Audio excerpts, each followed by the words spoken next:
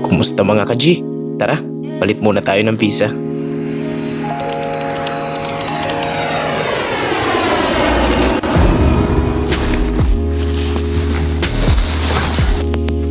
So yun nga, magpapalit ako from working visa to tourist visa.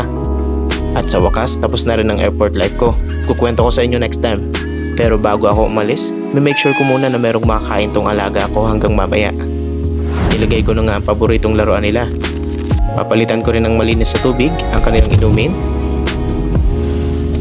At bigyan na rin natin sila ng gatas.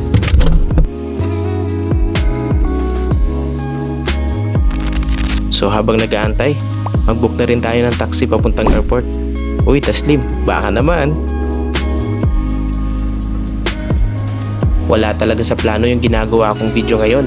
Pero naalala ko lang bigla na kailangan ko rin gumawa kasi maraming mga kababayan nating na-stuck dito sa Muscat Airport. Hindi po ako professional pero magbibigay lang po ako ng mga advice na kung ano po ang dapat yung gawin kapag kayo ay mag-exit lalo na dito sa Muscat. Kaya tara, samahan niyo muna akong pumunta sa Sharjah. 5, 4, 3, 2.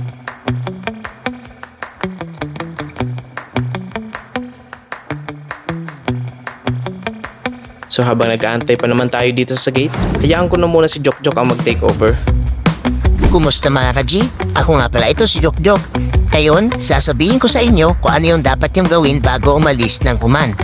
Unang-una, exit visa application. Kailangan mong kumuha ng exit visa mula sa iyong employer o mula sa Ministry of Manpower. Pangalawa, ang inyong passport o pasaporte at bataka or yung resident card natin. Siguraduhin mong may valid na pasaporte na hindi bababa sa 6 na buwan ang validity. Isusurrender ang ID card sa immigration officer. Pangatlo, cancellation work permit.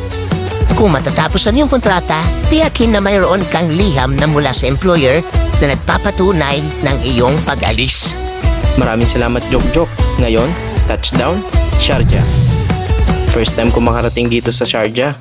Airport nga lang. O Jokjok, baka meron kang ma-share dyan. Siyempre naman, meron. Ang Sharjah ay isa sa 7 Emirates ng United Arab Emirates or UAE. Matatagpuan ang Sharjah sa hilagang bahagi ng UAE sa tabi ng Dubai. Ang emirate na ito ay may akses sa parehong Persian Gulf at Arabian Gulf.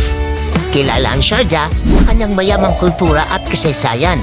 Ito ang cultural capital ng Arab world noong 1998 at may marami pang mga museo, art galleries at mga makasaysayang pook. Huwag kalimutan na ang buhay ay weather lang. Ay charot! Ang Muscat at saka Sharjah, halos wala namang pagkakaiba pagdating sa temperatura. Medyo humid nga rin dahil malapit sa dagat.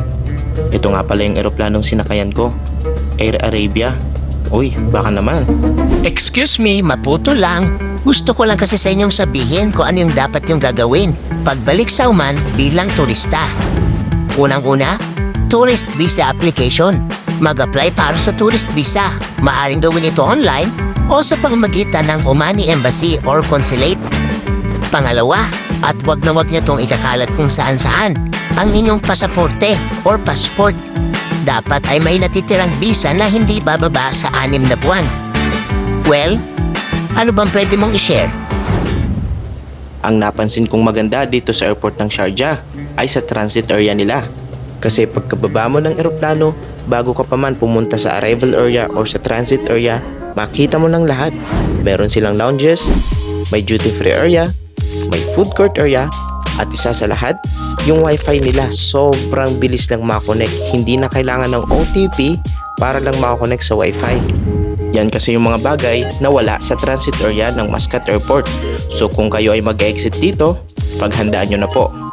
Nag-arrive ako dito sa Sharjah ng 11 AM at ang next flight ko at 6 PM. Naibigay din naman nila agad ang tourist visa ko. So nagantay lang ako until 6 PM.